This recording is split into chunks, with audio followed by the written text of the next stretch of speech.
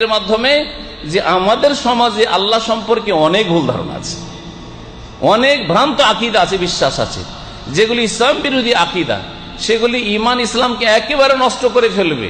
কুফরি শিরকি আকীদা, যেসব আকীদা রাখলে মুসলিম থাকা যায় না, এইরকমই রাসূলুল্লাহ সাল্লাল্লাহু আলাইহি ওয়াসাল্লাম সম্পর্কে ওই রকমই এমন এমন ভ্রান্ত আকীদা আছে, ধারণা আছে। ওলি আউলিয়া সম্পর্কে এমন ভ্রান্ত শিরকি কুফরি আকীদা আছে যে সেসব আকীদার কারণে আপনি নামাজ রোজা হজ যাকাত করেও মুসলিম না আপনি, কারণ আপনি এক দ্বার দিয়ে ইসলামে ঢুকছেন আর এক দ্বার দিয়ে ভ্রান্ত আকীদার কারণে ইসলাম থেকে বেরিয়ে চলে যাচ্ছেন। আল্লাহ রাব্বুল আলামিন এই আয়াত দুটিতে ইরশাদ করেছেন যে ওলিদুল্লাহ আবিদুর রহমান, হে নবী মানুষকে বলে দাও তোমরা আল্লাহকে ডাকো, মানে আল্লাহ, ইয়া আল্লাহ বা আল্লাহুম্মা, হে আল্লাহ, আল্লাহর নাম নিয়েই ডাকো। আবিদুর রহমান অথবা রহমান নাম নিয়ে ডাকো, ইয়া রহমান, হ্যাঁ ইয়া রহিম, যেই নাম দিয়েই ডাকো।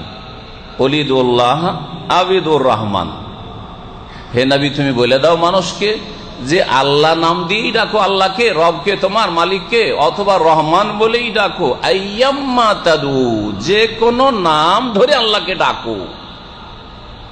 নিজের খেয়াল খুশির নাম বানাইবেন না, আল্লাহ যেগুলি বলেছেন, আল্লাহ যে নামগুলি বলেছেন।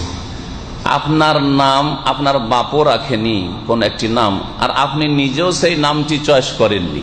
অনেকে নিজে চয়েস করেছে, ওকে ভালো লেগেছে এখন চয়েস করেছে, তাই না? বা আপনার পাসপোর্টে হয়ে গেছে, কাজে কর্মে পাসপোর্টে ওই নামটি হয়ে গেছে, অনেকের এরকম আছে। বাপ রেখেছে একরকম নাম, তারপরে আপনার নাম আসার সময় আর এক, সেটাও মেনে নেবেন। কিন্তু আপনার বাপও রাখেনি, আপনি নিজেও রাখেনি, আপনার ডকুমেন্টস ওই নাম নেই, সেই নাম দিয়ে যদি আপনাকে ডাকে তো এটাকে ভালো নজরে দেখবেন কি, নাকি আপনি মনে করবেন আমাকে ঠাট্টা মজাক করছে, তাই না? মজাক করা মনে করবেন না, তাহলে ভালো কাজ করলেন না। তো এই কথাটি আল্লাহ সম্পর্কে আপনি ফিট করেন না, যে আল্লাহ নিজের নাম ওই নামটি বলেননি আর আপনি আল্লাহকে ওই নামটি বলছেন, তো আল্লাহর সাথে বেয়াদবি করলেন না আপনি? হ্যাঁ, অবশ্যই বেয়াদবি করলেন।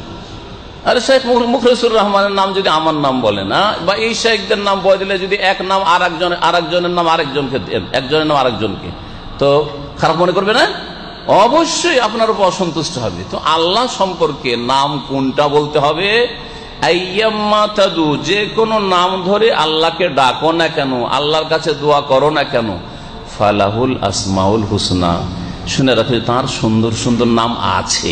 মানে আল্লাহ নিজের সুন্দর সুন্দর নাম রেখেছেন, আল্লাহর নাম আল্লাহ চয়েস করেছেন, তোমাদের হাতে ছেড়ে দেওয়া হয়নি যে তোমরা ইচ্ছা মতো আল্লাহর নাম বলবে। ফালাহুল আসমাউল হুসনা, তার সুন্দর সুন্দর নাম রয়েছে। ওয়ালা তাজহার বিসলাতিকা ওয়ালা তুখাফিদ বিহা ওয়াবতাগি বাইনা যালিকা সাবিলা। এটাতে আল্লাহ পাক রব্বুল আলামিন দুয়ার কথা বা নামাজের কথা, সালাত আদায় করার কথা, তেলাওয়াতের কথা বলছেন যে তেলাওয়াত খুব চিৎকার করেও করিও না, নামাজের ভিতরে হোক আর নামাজের বাইরে হোক, আর একেবারে এমন আসতে না যে পাশের মুসল্লি শুনতে পাচ্ছে না, এরকমও করিও না।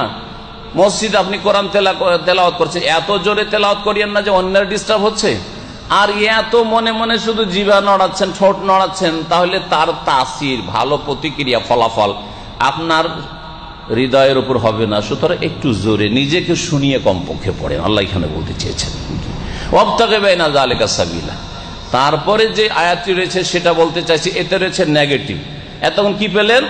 যে আল্লাহর নাম, আল্লাহকে আল্লাহ বলে ডাকো, রহমান বলে ডাকো, বা আরো যে আসমায়ে হুসনা 99টি নাম আপনাদের জানা আছে, যে কোনো নাম ধরে যেই নামগুলি আল্লাহ বলেছেন এই নামের মধ্যে, এই নামের কোন একটি নাম ধরে ডাকো। ফালাহুল আসমাউল হুসনা, আল্লাহর সুন্দর সুন্দর নাম আছে, এই গুণগুলি আল্লাহ পাকের আছে।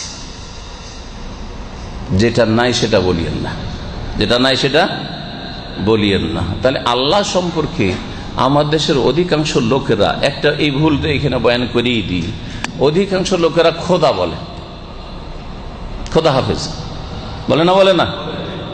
আপনি কি কোনোদিন চিন্তা করেছেন যে আমি আল্লাহ হাফেজ জীবনে বললাম না, খোদা হাফেজ, ভাই খোদা হাফেজ, হ্যাঁ খোদা ভালো করে আপনার, হ্যাঁ। এই যে খোদা, খোদা ফার্সি থেকে উর্দুতে গেছে, উর্দু থেকে বাংলা গেছে, এই যে আল্লাহকে খোদা বলছে, 99টা নামের মধ্যে খোদা আছে না, একটু কেন বানাইলেন আপনি? আপনার নাম যদি আমি বানিয়ে বলি, হ্যাঁ, তাহলে আপনি কি পছন্দ করবেন? কখনো পছন্দ করবেন না। যেই নামগুলি সুন্দর সুন্দর আল্লাহর আছে কোরআনে কারীম অথবা রাসূলের হাদিস, ওই নামগুলি বলতে কষ্ট কিসের? আল্লাহ হাফেজ, খোদা হাফেজের জায়গায় বলতে অসুবিধাটা কোথায়? আপনার ভারী লাগছে নাকি আপনাকে, না কি জন্য? কোন বাধাটা আপনার কাছে রয়েছে?